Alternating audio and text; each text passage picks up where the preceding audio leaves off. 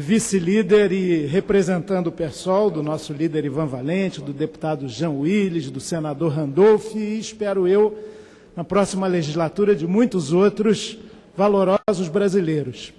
Presidente Beto Albuquerque, ilustres componentes da mesa e do plenário, o deputado Rubens Bueno acabou de me fazer um elogio falso, como é comum no ambiente parlamentar. Ele disse, mas como você vai falar das diretas? Você nem era nascido. Eu não só era nascido, como participei muito intensamente de todas as mobilizações que o meu Rio de Janeiro promoveu, e também algumas em São Paulo. Na época, eu, como professor de História, não só pude entender o significado daquela luta contra a ditadura, como também vivi militante social do movimento das associações de moradores do Rio de Janeiro, intensamente, aquele Brasil bonito das diretas já. E, além de tudo que já foi dito nessa sessão absolutamente solene, histórica e política, vale lembrar também um pequeno detalhe. Falou-se aqui, e o deputado Stepan foi um dos que lembrou disso, que, como todo grande movimento histórico, havia até uma trilha sonora. Nós pudemos unir o mundo da política institucional, com grandes lideranças, com o mundo das artes, da cultura e da música. Isso foi muito importante. Mas não era só a rememoração da censuradíssima canção de Geraldo Vandré, para não dizer que não falei de Flores, Caminhando. Não era só o Coração de Estudante, de Wagner Tiso e Milton Nascimento, nem o Menestrel das Alagoas, de Fernando Brant e Milton.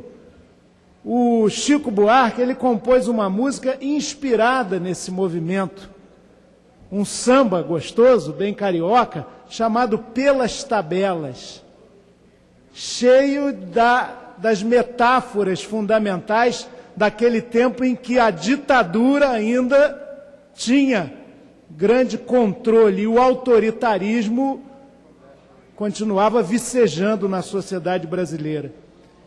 E o Chico, lá pelas tantas, e a minha dificuldade de ler revela que não sou tão jovem quanto o deputado e amigo Rubens Bueno gostaria que eu fosse, ele dizia o seguinte: quando vi todo mundo na rua de blusa amarela, eu achei que era ela puxando o cordão. Minha cabeça de noite batendo panelas provavelmente não deixa a cidade dormir. Quando vi um bocado de gente descendo as favelas, eu achei que era o povo que vinha pedir a cabeça de um homem que olhava as favelas na Baixela e minha cabeça rolando no Maracanã. O artista genial aqui nessa obra, ele junta a emoção do futebol, que muitas vezes é apropriada pelo empreendimento de negócios das Copas da FIFA e seus altos lucros transnacionais, com o samba, com o povo excluído e pobre e com uma dimensão política que é rara na nossa história. Muito se fala, e com razão, da explosão de junho e julho do ano passado, daquela movimentação que particularmente levou parcelas expressivas da juventude a até deixar o Facebook, que não existia à época, há 30 anos atrás, e ir para as ruas, conectar mentes, contestar o poder, todo e qualquer poder, e buscar significados. Talvez a grande lição de 1984 foi o significado claramente político, sintético e objetivo. O que queremos, já que a gente não somos inútil, como cantava o rock dos Paralamas, não é? O que se queria era eleição direta para presidente da República. E essa consigna, repito, altamente política, teve o condão de mobilizar intensamente as massas daquela época. Foram os maiores comícios da história brasileira. E a derrota aqui neste mesmo plenário, no 25 de abril, não foi derrota definitiva. É bom lembrar que, graças a esse movimento intenso, em 1989, aí sim, o deputado Rubens, o deputado Beto, o deputado Raul, o deputado Stepan, todos que estão aqui, votamos pela primeira vez para presidente da República. E isso foi uma baita conquista. Até o meu voto não foi vitorioso, nem no primeiro nem no segundo turno. E depois ele se confirmou só em 2002, de lá para cá não mais. De qualquer forma, foi importante essa conquista. E resta a lição. A história não é o que passou. Ela continua a nos revisitar e cobrar novas posturas.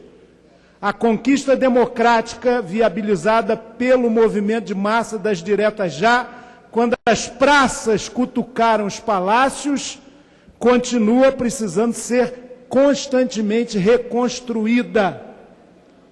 Reconstruídas essas conquistas, todas. O Brasil ainda tem déficit de democracia, porque tem amplitude de desigualdade social. Tem déficit de democracia, porque tem o abuso do poder econômico nas campanhas eleitorais.